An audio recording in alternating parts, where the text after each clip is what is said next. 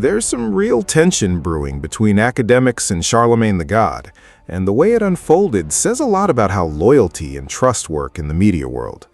According to reports, the whole situation started when Charlemagne received information about a person known as Grand Wizard Chad, someone closely tied to Akademiks who allegedly manages his social media pages. The information Charlemagne received suggested that Grand Wizard was under investigation and may have been cooperating with investigators, potentially implicating both Akademiks and Drake in what's being described as a paid propaganda scheme, where money allegedly exchanged hands to push specific narratives online at will. Now, none of this has been officially verified, but here's the thing. Charlemagne didn't just sit on that information. He actually reached out to Akademiks directly, trying to give him a heads up as a fellow media figure. And Akademiks' response? He did what he often does. He shot the messenger. In his own words, Akademiks explained how the conversation felt off to him from the start. He said Charlemagne's warning came across less like genuine concern and more like pressure to distance himself from Grand and his team. When Charlemagne told him that Grand had allegedly been talking to investigators and pointing the finger at both him and Drake, Akademiks pushed back, asking where exactly this information was coming from, and Charlemagne couldn't or wouldn't say. For Akademiks, that was the sticking point. Without a source, without any verifiable details, he wasn't willing to flip on people he'd built with over the past few years based on something vague and unverifiable.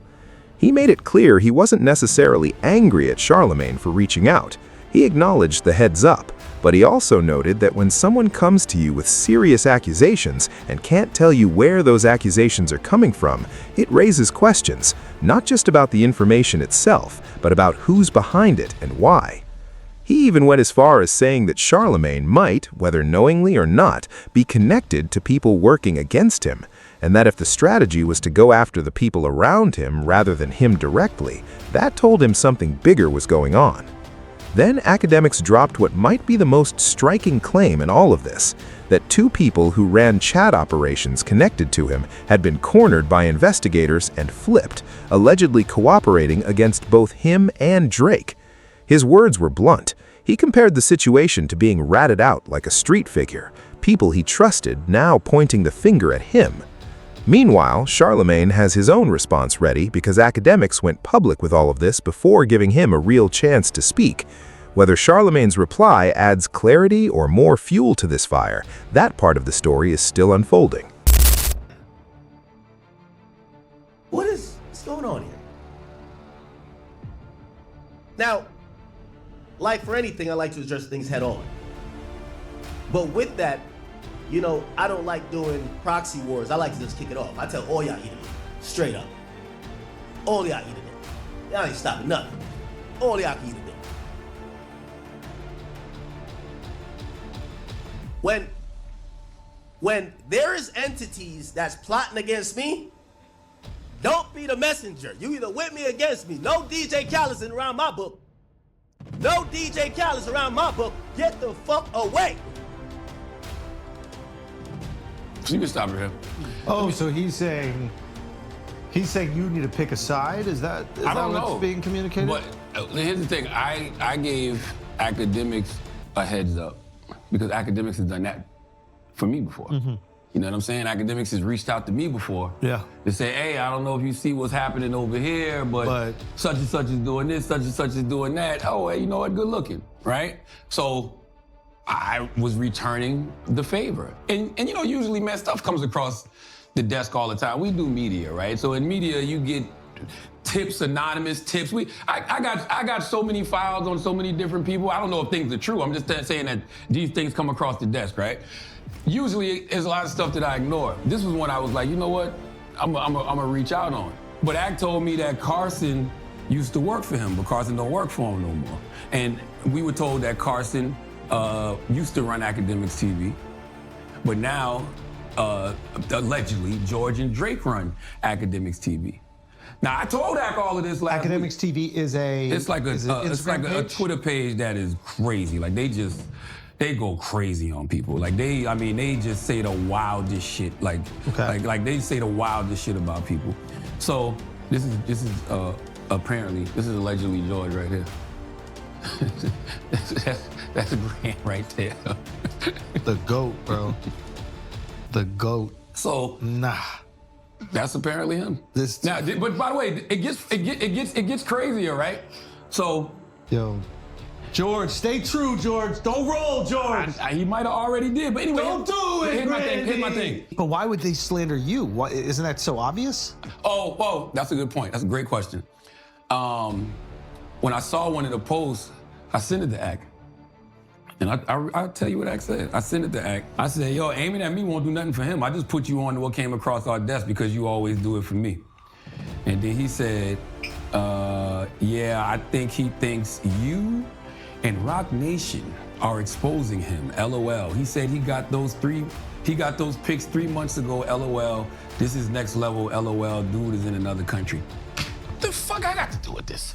You know what I'm saying? So what the fuck Rock Nation got to do with this? They think you're tied to this expose on... How? When I called your man to notify him. To tell him what the fuck was going on. Ak didn't have to say nothing to nobody. Ak could have took that information. This is fascinating. Ak could have took that information and did whatever with it. He could have just went and notified his team. Yeah. I don't know. So if Ak notified his team and his team reaction is, all right, well, let's go slander Charlemagne for the week.